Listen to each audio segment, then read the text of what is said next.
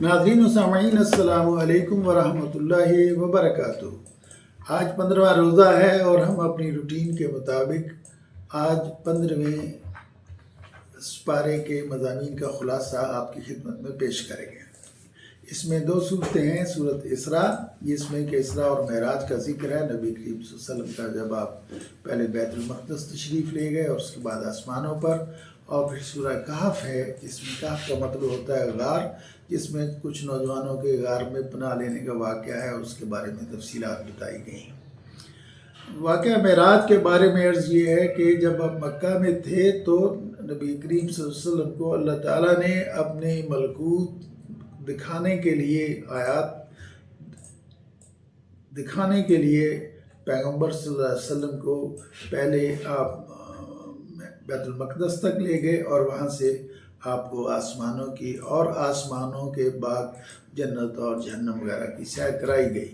तो जैसा कि आपने पहले अंबिया के बारे में भी सुना है, जैसे हज़रत इब्राहीम अलैहिस्सलाम ने कहा कि मुझे दिखाओ कि आप कैसे ज़िंदा करते हैं। तो मतलब ये है कि पैगंबर को जिस आला तरीन दर्जे का यकीन मतलूब होता है ताकि वो लोगों को कन्विंस कर सके, उसमें अल्लाह ताला जो है वो अपने पैगंबरों के साथ ख़ुसूसी मामला फरमाता है और उनको वो चीज़ें भी दिखाता है जो कि आम आदमी की ज़रूरत नहीं होती। तो इसमें जब आप सल्लल्लाहु अलैहि वसल्लम को मेराज हुई, और जमहूर उलमा की ये राय है कि आपको ये मेराज जिस्मानी हुई थी, तो उसमें ये मशहूर वाक़या है कि जो अहले मक्का थे, जो कुफ़ार थे, उन्होंने इसका मजाक उड़ाया। इसलिए कि उस ज़माने में जबकि हवाई जहाज़ भी नहीं थे, इसका कोई तसव्वुर नहीं कर सकता था कि आदमी जो है वो रात ही रात में मक्का से बैतुल मक़दस चला जाए और वहाँ से आसमानों पर भी चला जाए और फिर वापस भी आ जाए। तो ज़ाहिर है ये काम उस ज़माने में मुमकिन नहीं था। अच्छा, आज जो टाइम एंड स्पेस के बारे में जो जदीद तरीन रिसर्च हुई है उसमें ये मुमकिन है, वक्त जो है वो आगे पीछे हो सकता है, तो उसमें या वो ज़ीरो पर भी पहुंच सकता है। तो यहाँ जो है उस वक्त जो कुफ़ार थे उनको मजाक उड़ाने का मौका मिल गया, और जैसा कि हदीस में आता है कि अबू जहल जो है वो हज़रत अबू बकर सिद्दीक़ के पास गया, तो उस वक्त उनकी मुलाकात नबी करीम सल्लल्लाहु अलैहि वसल्लम नहीं हुई थी। तो उन्होंने कहा जी तुम सारी बातें तो मान लेते हो, तो आज जो है जो बात मैं बताने लगा हूँ ये तुम नहीं मान सकोगे। हज़रत अबू बकर ने पूछा भाई क्या नहीं मान सकूँगा?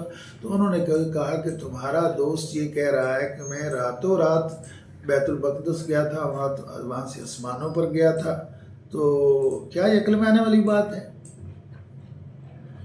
तो हज़रत अबू बकर रज़ियल्लाहु ताला अन्हु ने एक सेकंड में सोचा और कहा कि भाई ये क्यों अक्ल में आने वाली बात नहीं है? जब वो कहता है कि मेरे पास फरिश्ता आता है अल्लाह की तरफ से और मुझे रोज़ मेरे साथ बातें करता है, तो मैं ये बातें मान लेता हूँ कि ये सही है, तो इस बात के मानने में मुझे क्या हो सकता है? इसी वजह से आपका नाम जो है सिद्दीक़ पड़ गया। तो उन्होंने फिर भी यकीन नहीं किया और कहा कि जो लोग बैतुल मक़दस से होकर आए थे, ज़ाहिर है नबी करीम सल्लल्लाहु अलैहि वसल्लम को बैतुल मक़दस जाने का इत्तेफाक नहीं हुआ था, तो उन्होंने कहा जी अच्छा बताओ जी दरवाज़े किस तरफ हैं और फ़लाँ दरवाज़ा किधर है और खिड़की किधर है?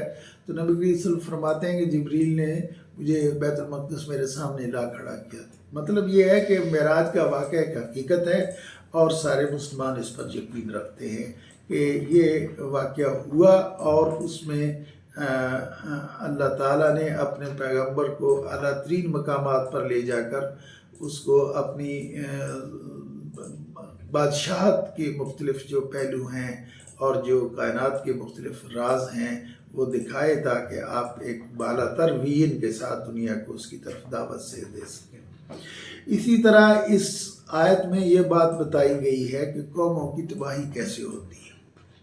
तो अल्लाह ताला फरमाते हैं व इज़ा अरदना अन नुहलिका क़रयतन अमरना मुत्रफ़ीहा फ़फ़सक़ू फ़ीहा फ़हक़्क़ अलैहिल क़ौलु फ़दम्मरनाहा तदमीरा, कि जब अल्लाह ताला किसी कौम को तबाह करना चाहते हैं तो जो उनके अमीर लोग होते हैं वो उसमें खरमस्तियाँ करने लगते हैं और खुदा और रसूल का मजाक उड़ाते हैं।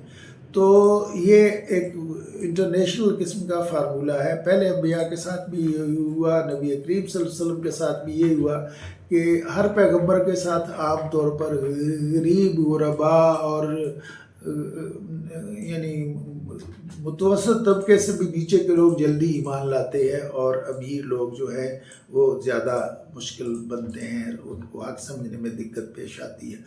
آج بھی آپ دیکھ لیجئے کہ کوئی کسی دینی عمل کا دیکھیے نمازی کس میں زیادہ ہے یا پردہ زیادہ کون کرتا ہے. تو آپ کو پاکستان میں جو مڈل کلاس لوگ ہیں، جو لوور مڈل کلاس لوگ ہیں، جو غریب ہیں، وہ زیادہ اس میدان میں نظر آئیں گے. اور جتنے آپ امیر ہیں، جتنے لوگ اشرافیہ میں سے ہیں، آپ کے فوجی افسران، سول افسران اور بڑے بڑے تاجر اور حکمران، تو مطلب یہ ہے کہ یہ لوگ جو ہیں ان میں زیادہ خرابیاں اور اخلاقی کمزوریاں اور برائیاں پائی جاتی ہیں. تو ہمیں ان سے بچ کر جانا چاہیے، اور خاص طور پر وہ مسلمان جن کو اللہ نے بہت کچھ دے رکھا ہے، انہیں خصوصی طور پر یہ دیکھنا چاہیے کہ انہیں اللہ تعالیٰ سے لو لگانا چاہیے، اور تاکہ وہ ان کا شمار جو ہے وہ ان مترفین میں نہ ہو جو کہ گمراہی کا سبب بنتے ہیں اور خود بھی گمراہ ہوتے ہیں.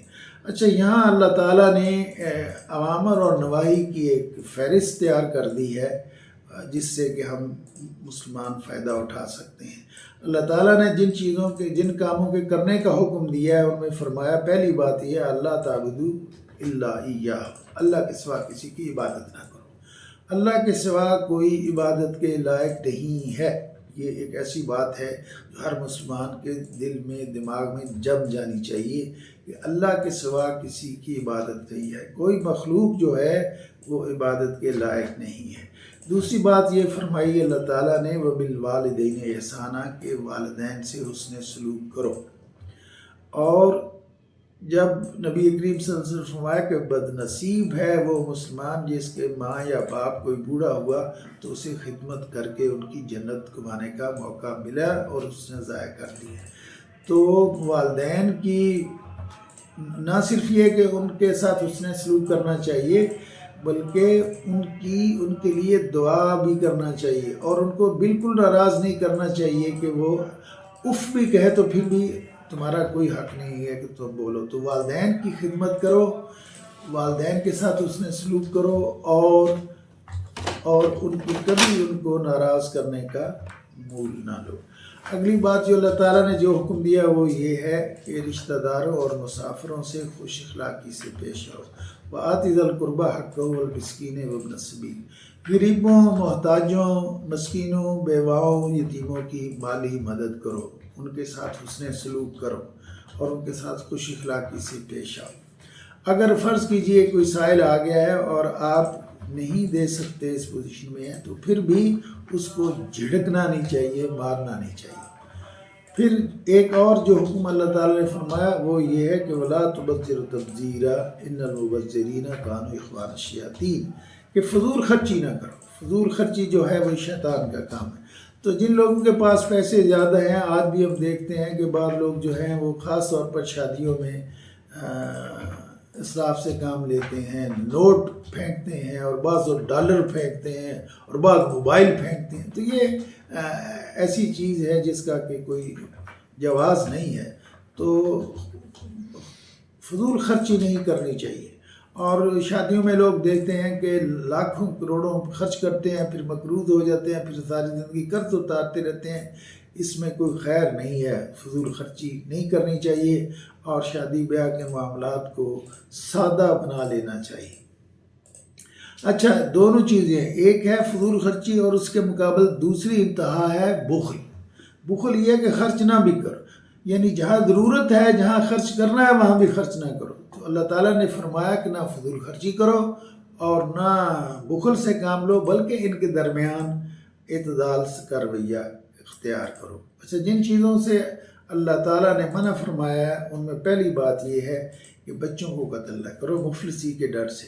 یعنی یہ سوچ کے کہ بچے زیادہ ہو جائیں گے تو کھائیں گے کہاں سے، یا میں ان کو کھلاؤں گا کہاں سے.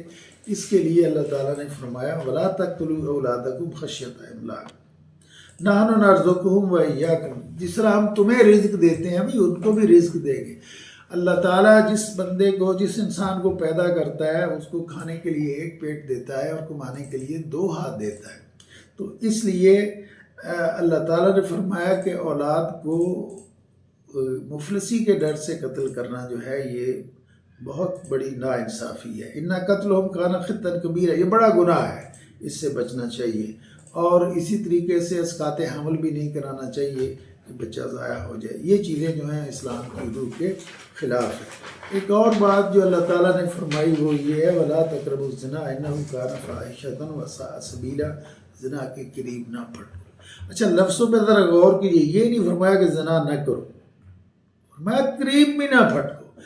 قریب بھی نہ پھٹکو مطلب یہ ہے کہ جو چیزیں اس کی طرف لے جانے والی ہیں ان پر بھی نہ جاؤ. مثلا اختلاط، مختلط عورت اور مردوں کا اکٹھا کام کرنا، اکٹھا پڑھنا، اکٹھا لکھنا، کھیلنا کودنا، یہ مصیبت ہے. گندے گانوں کا غلط استعمال جو ہے وہ کانوں کا زنا ہے. گندے گانے اگر آپ سنتا رہے، اور اگر زبان کا زنا یہ کہ آدمی فحش گفتگو کرتا رہے ہر وقت لوگوں سے، تو یہ فرمایا کہ جو چیزیں یا ننگی فلمیں دیکھنا یا واہیات ڈرامے دیکھنا، مطلب یہ ہے کہ وہ چیزیں جو بالآخر اخلاق کو خراب کرتی ہیں اور زنا والی بیماری تک پہنچاتی ہے، ان سب سے بچنا ضروری ہے.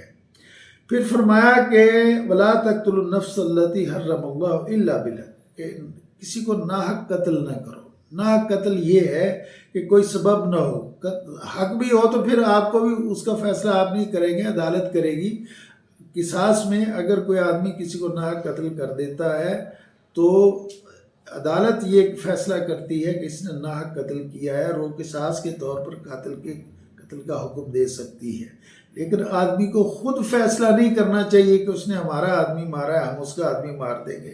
تو اس طریقے سے تو ایک قتل اور مقتول کا ایک ایسا سلسلہ چل پڑے گا جس کی کوئی انتہا نہیں ہوگی. اور دوسری جگہ اللہ تعالیٰ نے فرمایا جو ایک آدمی کو قتل کرتا ہے وہ گویا پوری انسانیت کو قتل کرتا ہے. تو یہ ان کبیرہ گناہوں میں سے ہے جو کہ، اور اللہ تعالیٰ نے فرمایا کہ اس کو دائمی جہنم ملے گی. تو قتل کرنا بہت بری بات ہے. اور ہمارے معاشرے میں بچے لڑ پڑے تو قتل کر دیا، کوئی بات ہے؟ زمین کے کیا ہے 10 20 50 ہزار لاکھ کی زمین ہو تو اس پہ لڑائی شروع ہو گئی.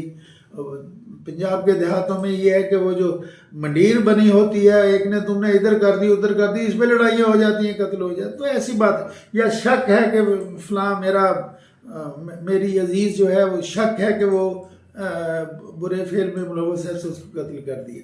تو مطلب یہ ہے کہ کسی کو خواہ مخواہ یہ جو قتل کے جتنے بھی اسباب ہیں ان سے بچنا چاہیے اور کسی کو ناحق قتل نہیں کرنا چاہیے. پھر فرمایا کہ یتیم کا مال نہ کھاؤ. اور یہاں بھی اللہ تعالیٰ نے جو الفاظ فرمائے وہ دیکھنے کے، فرمایا وَلَا تَقْرَبُوا مَالَ الْيَتِيمِ، مال یتیم کے مال کے قریب بھی نہ پھٹکو، اِلَّا بِالَّتِي هِيَ أَحْسَنُ، ہاں آسن طریقے سے جو جائز بنتا ہو وہ الگ بات ہے. حتیٰ یبلغ اشدہ، جوان ہو جائے تو پھر اس کی چیز اس کے حوالے کرو، اور اس سے پہلے بھی اس کے ساتھ اس کے بال کو اس طریقے سے نہ کھاؤ کہ وہ تمہارے لیے سبب بنے مال حرام کھانے کا. تو مال حرام کھانے سے ہر قیمت پر بچنا چاہیے. پھر اللہ تعالیٰ نے فرمایا کہ ناپ تول میں کمی نہ کرو. یہ ایک اور بڑی بیماری ہے جو ہمارے تاجروں کو لاحق ہوتی ہے. اللہ تعالیٰ فرما رہے ہیں وَأَوْفُوا الْكَيْلَ إِذَا كِلْتُمْ وَزِنُوا بِالْقِسْطَاسِ الْمُسْتَقِيمِ، ڈنڈی نہ مارو، سیدھی جو ترازو کا تول ہے اس کو سیدھا رکھو. تو مطلب یہ ہے کہ ناپ تول میں کمی جو ہے، پوری ایک قوم جو ہے وہ اس لیے تباہ ہو گئی تھی کہ وہ ناپ تول میں کمی کرتی تھی. تو ہمیں آج کل جو ہے ہمارے تاجر جو ہے ان کو خدا کا خوف کرنا چاہیے کہ وہ ناپ تول میں کمی نہ کرے. ایک اور چیز جو اللہ تعالیٰ نے حکم فرمائی وہ یہ کہ اکڑ کے نہ چلو. اکڑ کے چل کے تم کرتے ہو، بھائی زمین اللہ کی ہے، تم بھی دوسرے انسانوں جیسے انسان ہو، اللہ کے عبد ہو. وَلَا تَمْشِ فِي الْأَرْضِ مَرَحًا، اکڑ کے نہ چلو.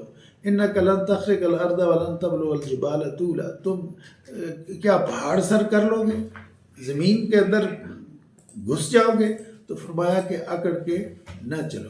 پھر ایک اور بات فرمائی وہ یہ ہے کہ جس بات کا علم نہ ہو اس کے پیچھے نہ پڑو. جیسے اسی میں آپ دیکھیں گے بعد میں سورہ کہف میں آتا ہے کہ تعداد کتنی تھی وہ نوجوانوں کی جو کہ غار میں تھی. اب ہمیں ٹیوے ہی لگانے ہیں، گویڑ ہی لگانا ہے کہ کتنی تعداد تھی. مجھے اور آپ کو یا کسی اور آدمی کو کیا پتہ چل سکتا ہے کہ ان کی تعداد کتنی تھی؟ تو مطلب یہ ہے کہ جس بات کا علم نہ ہو اس بات کے پیچھے نہیں پڑنا چاہیے، اور اندازے سے یہ کہنا چاہیے یہ ہو سکتا ہے، وہ ہو سکتا ہے، ممکن ہے یہ ہو، ممکن ہے وہ نہ ہو. تو جس بات کا پورا علم نہ ہو اس میں اپنی طرف سے کوئی بات نہیں کرنی چاہیے. پھر اللہ تعالیٰ نے فرمایا شرک نہ کرو.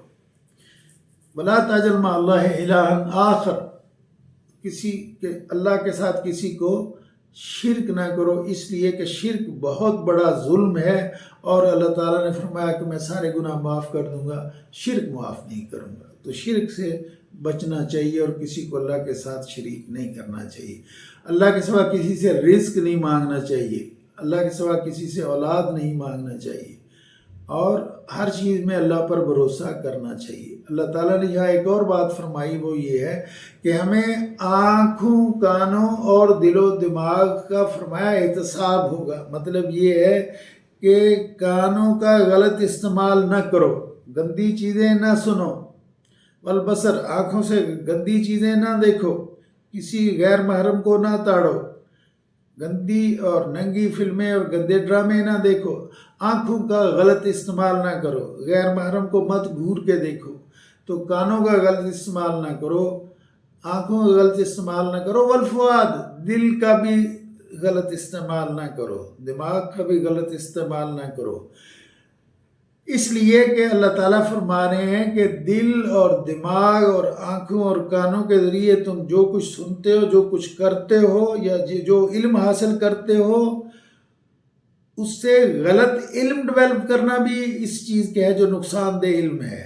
علم بھی وہی حاصل کرنا چاہیے ان حصوں سے جو کہ قرآن اور سنت کے مطابق ہو. اسی طرح سے ایک اور بات اللہ تعالیٰ نے فرمائی کہ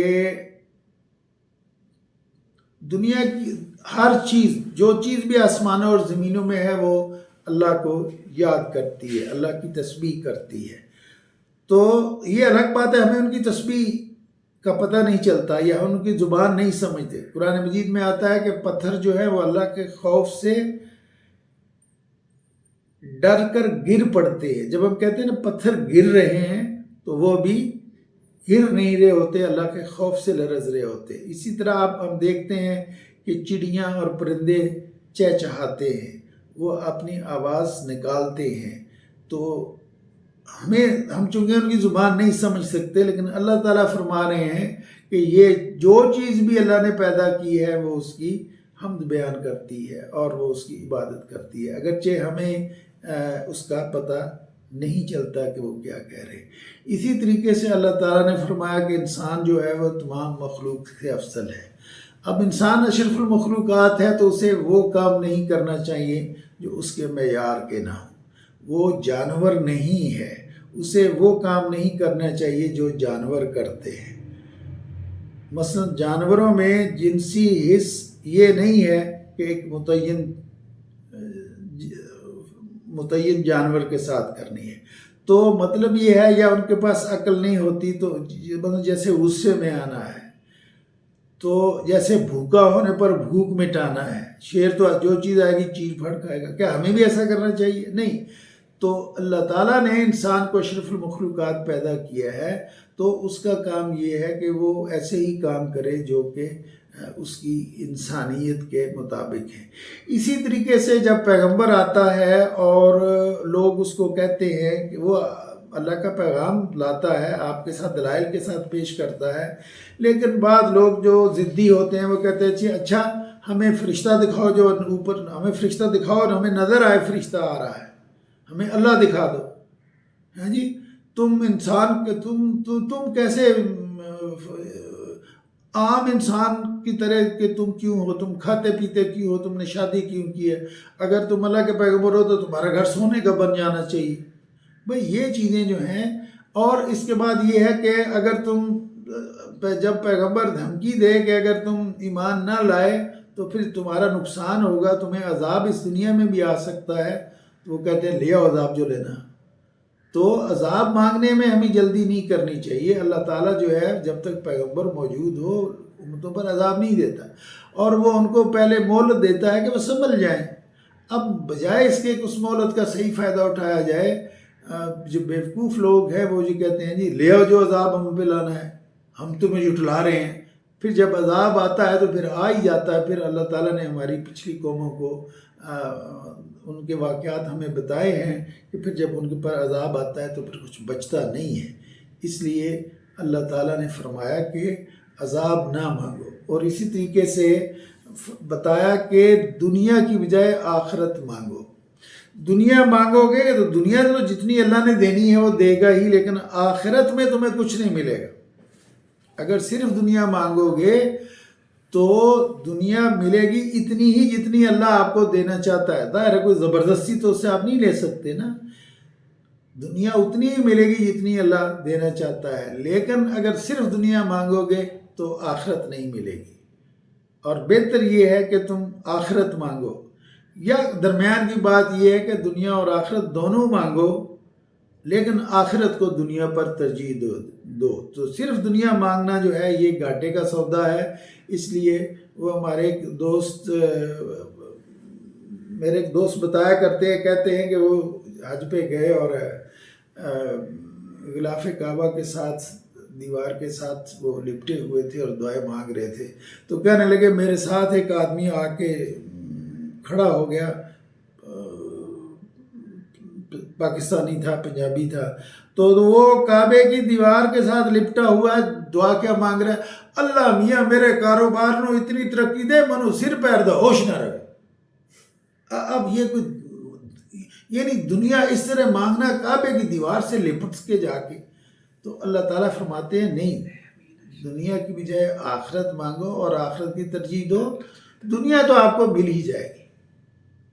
اسی طرح اللہ تعالیٰ نے فرمایا کہ اللہ ایک ہے اور اس کے ساتھ کسی کو شریک نہ کرو. دوسری جگہ اللہ تعالیٰ نے فرمایا کہ اگر اللہ ایک سے زیادہ ہوتا تو تم اس قرآن میں بہت زیادہ اختلاف پاتے. ظاہر ہے ایک اللہ ایک طرح کا آرڈر دیتا، دوسرا دوسرے طرح کا آرڈر دیتا. تو ظاہر ہے ایک کہتا یہ کام کرو، دوسرا کہتا ہے نہ کرو، تو مصیبت کھڑی ہو جاتی. تو یا اگر ایک سے زیادہ اللہ ہوتے، آپ نے جو میتھالوجی ہے اگر یونان کی آپ پڑھیں تو وہاں وہ دیکھتے ہیں کہ ان کے خداؤں میں جھگڑا ہو رہا ہے. تو خدا کے جھگڑے کے قصے سناتے ہیں، یا ایک خدا کو دوسرے کی بیوی پسند آ گئی. لا حول ولا قوت الا باللہ. تو اللہ ایک ہی ہے اور ایک سے زیادہ نہیں ہے، اور یہ تصور عقلاً بھی محال ہے کہ اللہ ایک سے زیادہ ہو. اگر ایک سے زیادہ ہوتے تو مسائل اور مشکلات پیدا ہوتی. اسی طریقے سے اللہ تعالیٰ نے فرمایا کہ جو دنیا میں، جیسے پہلے ہم نے ابھی تھوڑی دیر پہلے میں نے عرض کیا کہ دنیا میں جو آدمی دنیا میں ہی دنیا ہی کو سب کچھ سمجھتا ہے تو اس کے لیے اس سے مسائل پیدا ہوتے ہیں. اللہ تعالیٰ نے فرمایا کہ جو کانوں اور آنکھوں اور دل اور دماغ کا غلط استعمال کرتا ہے اس کا احتساب ہوگا. اگر غلط استعمال کیا ہوگا اس کا غلط استعمال یہ ہے کہ وہ آپ کو ملحد بنا دے گا، آپ کو ملحد بنا دے گا، آپ کو برے اخلاق پہ لے جائے گا.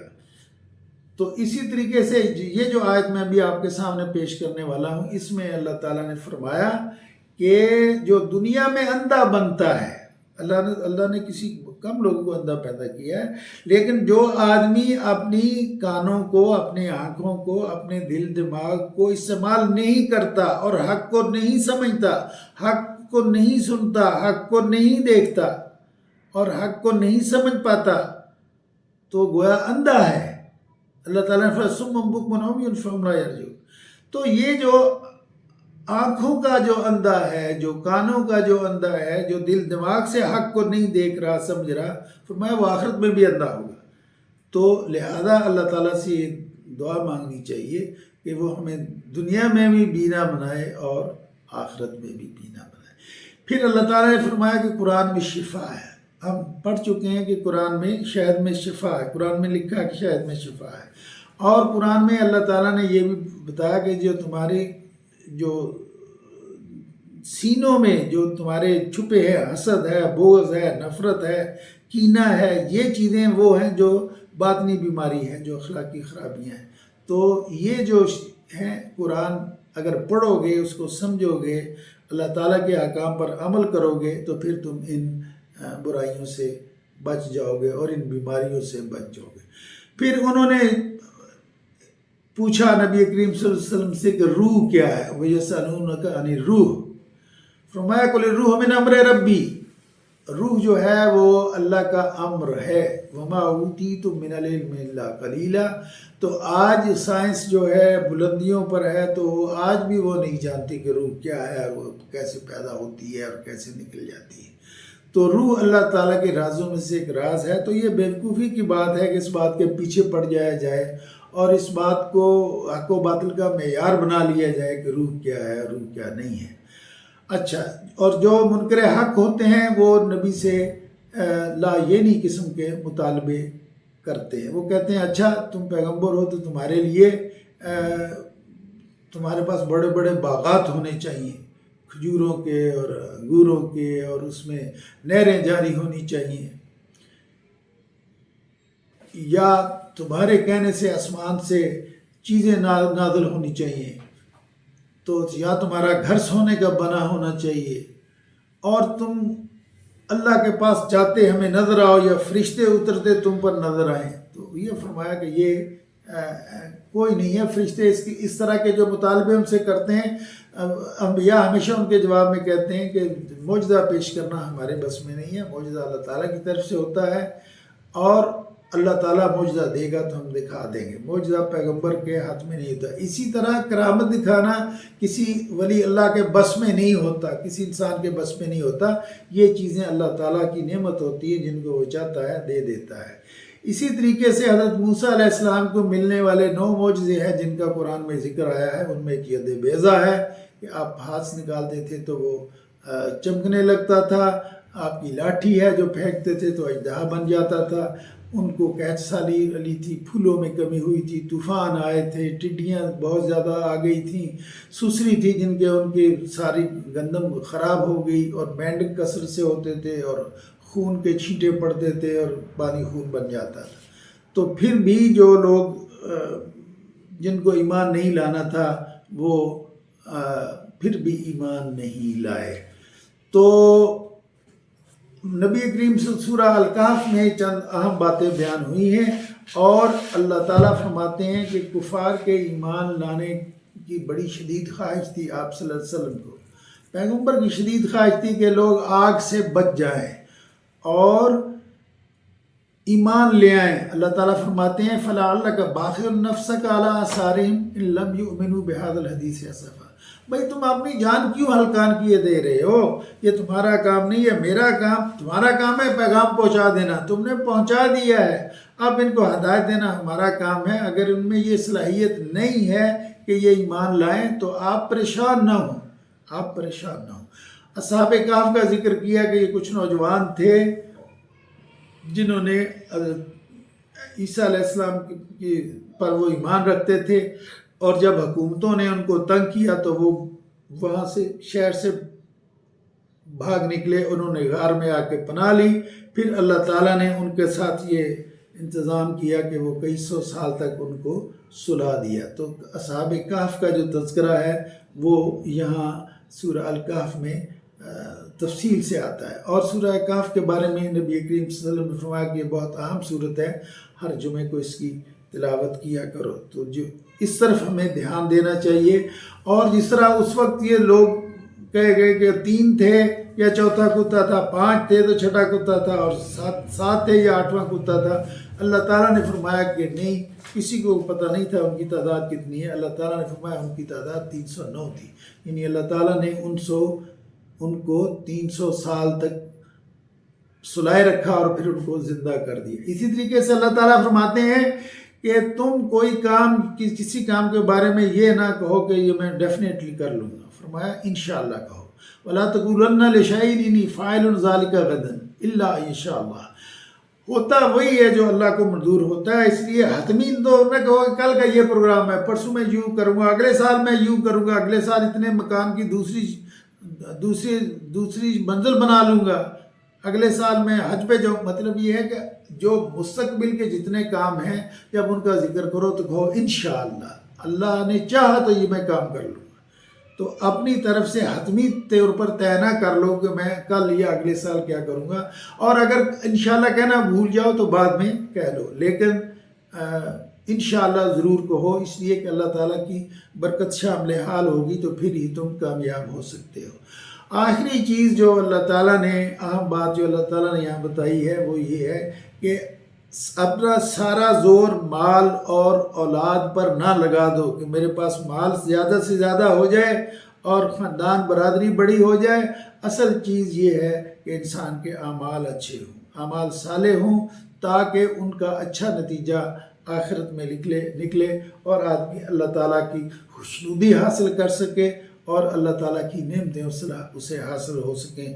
میں دعا کرتا ہوں اپنے لیے بھی، آپ کے لیے بھی، کہ اللہ ہمیں اعمال صالحہ کی توفیق دے تاکہ ہمیں آخرت میں اللہ تعالیٰ کی رضا حاصل ہو سکے اور اللہ تعالیٰ کی نعمتیں حاصل ہو سکے. اللہ تعالیٰ مجھے اور آپ کو قرآن مجید کو سمجھنے، پڑھنے، اس کو سمجھنے اور اس پر عمل کرنے کی توفیق عطا فرمائے. وآخر دعوانا الحمدللہ رب العالمین.